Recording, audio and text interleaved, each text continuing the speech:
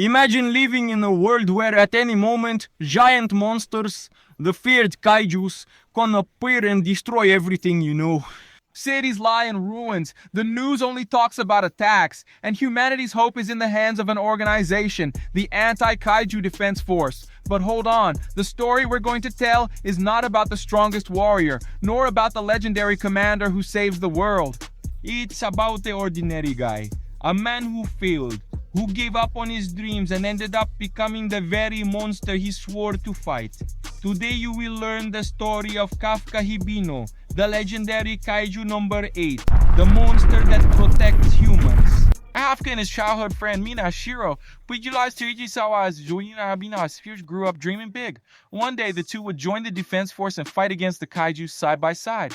But life doesn't always follow the script we imagine. Mina succeeded. She became a powerful commander, admired, respected, practically a legend. And Kafka failed several times. Today he works in one of the most thankless jobs there is, cleaning up the debris of the kaijus after the battles. That's right, while the heroes gain fame and applause, he's there, picking up monster guts and washing the floor with the smell of radioactive slime. It's disgusting, it's dangerous, and it's the opposite of what he dreamed of. But even so, deep down, that childhood dream still beats within him. Kafka still wants to fight, still wants to protect someone. He just doesn't know how. That's where Reno Ichikawa comes in, a new kid full of energy and confidence. Reno joins the cleanup team with a single goal: to use the job to learn about the kaijus and one day join the defense force.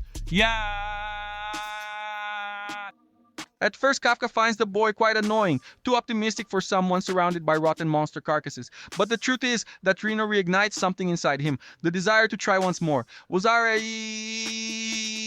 But before he can think about it, chaos arrives. During an ordinary day of cleaning, a kaiju appears out of nowhere and moves to attack Reno, who is saved by Kafka. Even without weapons, Kafka doesn't think twice. He faces the creature head on, trying to buy time to save the boy. It's a desperate fight. He gets beaten, almost dies, but doesn't give up. And it's there in that moment that the true spirit of a hero begins to awaken within him.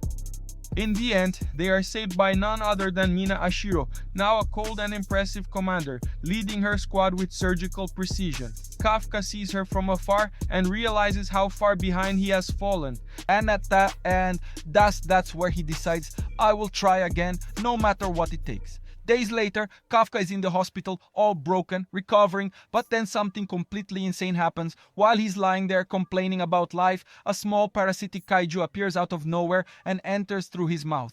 Yes, suddenly, without him expecting it to happen. And then hell begins. His body starts to contort, bones crack, muscles expand, and the blue energy explodes from within.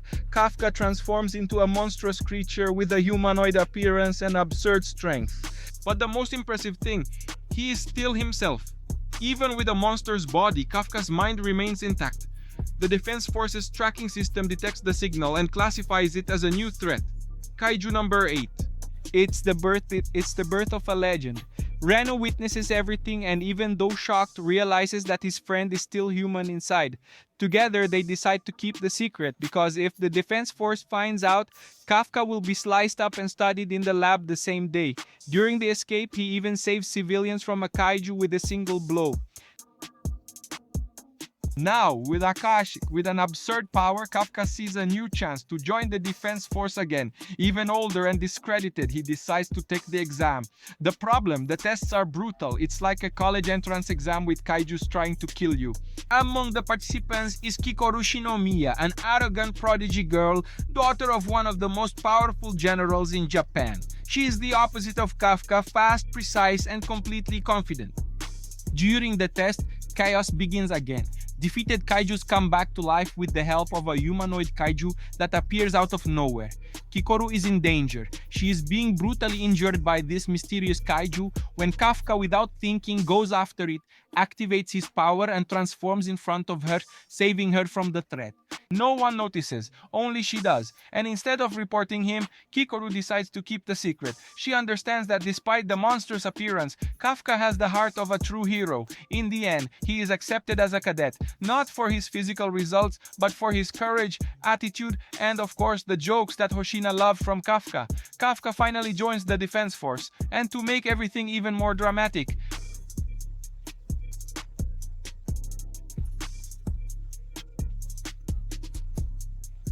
While the new crowd runs 10 kilometers smiling, he almost faints. But what he lacks in physical fitness, Kafka makes up for in determination.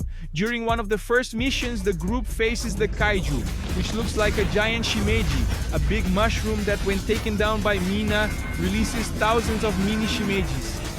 And the defense force goes to eliminate them. Reno and Furuhashi spot a civilian who soon reveals himself as the mysterious humanoid kaiju, who will be called Kaiju No. 9.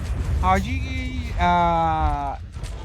the two try to defeat him, but fail. Reno and Furuhashi are badly injured. When Reno is about to be finished off by the kaiju, Kafka transforms and appears, landing a direct hit on the big creature. He almost defeats it, but the kaiju ends up escaping. While escaping from there, Kafka is pursued by Vice Captain Hoshina, who delivers several blows, but Kafka also manages to escape. Returning to the base, the troop realizes that behind the blunders, Kafka has plenty of instinct and courage. He is the first to act when things get tough, and the last to abandon someone. Gradually, the clumsy old guy starts to become a true hero. On the same night, the Defense Forces cartel begins to be attacked.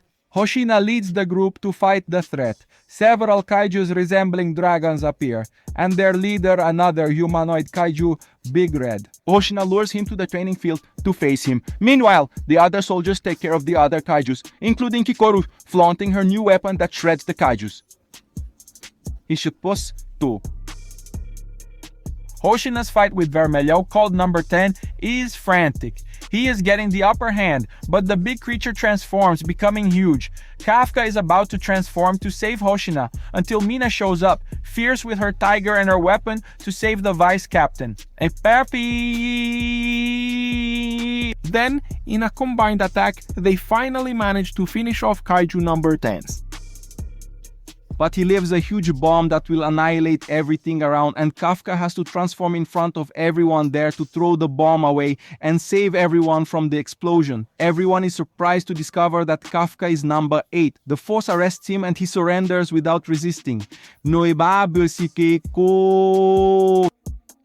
Already in custody, he will be transferred to a headquarters prison. And in a very emotional scene, Mina tells her old friend that she will do everything possible to free him. Already at the location, he receives a visit from the boss, director Isao Shinomiya, father of his friend Kikoru. He lands some blows on Kafka, who defends against them until the tough guy dons his weapon made from Kaiju number 2 to fight Kafka. The fight is insane. A lot of power on both sides. Kafka is in trouble until Kaiju number 8 takes control and unleashes its devastating power against Shinomiya, while Kikoru was watching everything, hoping Kafka would stop. When he was about to kill the director, Kafka regains control, delivering a fatal blow to himself. Already recovering in the hospital, the director was by his side and says he will give Kafka a chance, who accepts and also says he will do his best to fight alongside the defense force and save humanity from the kaijus. And so folks, the first season of Kaiju number 8 ends. Kafka Hibino, the man who became a monster, showed that being a hero is not about appearance, it's about the attitude of saving someone. But the war is far from over. Kaiju number 9 is still on the loose, preparing something much bigger, but the world can still count on the strength of Kafka Hibino, our Kaiju number 8. Guys, if you enjoyed the video, leave a like, subscribe to the channel, and activate the bell because the second season promises to be simply monstrous. Literally, guys, we're in this together. Thanks.